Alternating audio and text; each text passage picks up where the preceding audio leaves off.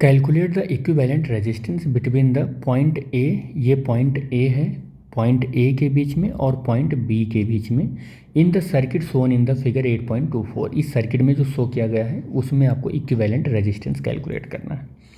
आप अपनी मर्जी से इसको क्या करो, एक सेल लगा दो इन ए और बी पॉइंट में, ये प्लस टर्मिनल ये माइनस टर्मिनल, इसका पोटेंशियल वी ले लो। तो इधर से करंट निकल रहा है आई, ये करंट निकल रहा है आई। इस पॉइंट पर पहुंचते ही इसको दो रास्ते मिलेंगे, एक I1 और एक मिलेगा I2। I1 इस वाले रेजिस्टेंस में भी रहेगा, इस वाले रेजिस्टेंस में भी रहेगा I1, और यहाँ तक I1 आएगा, यहाँ तक क्या होगा I1 ही आएगा। इस वाले रेजिस्टेंस में I2 आएगा, इस वाले रेजिस्टेंस में I2 यहाँ तक आएगा और यहाँ पर I2 हो जाएगा।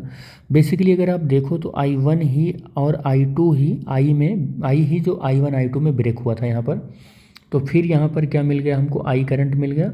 इसका मतलब ये हुआ कि I जो ब्रेक हुआ था I1 और I2 में, उसका एडिशन मिल गया, टोटल करंट हमको I मिल गया और ये करंट I यहाँ तक आ गया। अब आप बेसिकली ये देख लो कि इसमें इस वाले रेजिस्टेंस में और इस वाले रेजिस्टेंस में करंट जो है वो कैसा है, सेम है।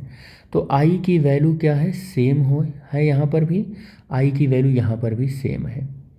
दोनों में अगर I की वैल्यू सेम है तो इसका मतलब ये 6 ओम और ये 6 ओम, जिसको हम R1 और R2 कह रहे हैं, ये R1 इक्वल टू 6 ओम, ऐसे लिखो आप, R1 इक्वल टू 6 ओम और R2 इक्वल टू 6 ओम। कितना ohm, 6 ohm. Are connected in series, are connected in series, series में ये कनेक्टेड है। अगर सीरीज में कनेक्टेड है तो आर नेट कितना हो गया इनका, आर नेट को हम डैश से रिप्रेजेंट कर रहे हैं। तो 6 प्लस, यहाँ पर ऐसे लिखो R1 प्लस R2 और 6 प्लस 6, तो आर डैश इक्वल टू कितना हो गया यहाँ पर, 12 ओम हो गया। इस सर्किट को रीमॉडिफाई कर रहे हैं हम, अब रीमॉडिफाई कर रहे हैं कुछ इस तरीके से, ऐसे इन दोनों को ऐड कर लिया हमने, तो कितना पाया हमने कि ये 12 ओम है। और जब इसको देखा तो ये तो इसमें कुछ किया ही नहीं, तो इसको 6 ओम एज इट इज़ रहने दो। और ये इसका पॉइंट ए है और ये इसका पॉइंट बी है, इसमें दोनों पॉइंट में हमने कोई भी चेंजिंग नहीं की। फिर से हम यहाँ पर बैटरी लगाते हैं और बैटरी लगाकर प्लस माइनस 20 वोल्ट की बैटरी करंट को फ्लो कराते हैं। फिर से करंट हमारा चला गया I1 और हम ये देख रहे हैं कि करंट I ही यहाँ चल रहा है, I1 ही चल रहा है। यहाँ पर करंट I2 हो गया, यहाँ पर करंट I2 हो गया।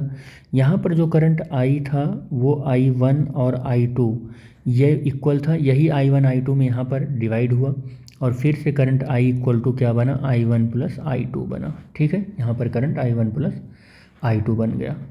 अब यहाँ पर आप देखोगे कि दोनों में करंट I1 और I2, आप देखोगे कि ये जो R डैश है और ये इसकी वैल्यू को मैंने R3 मान ली।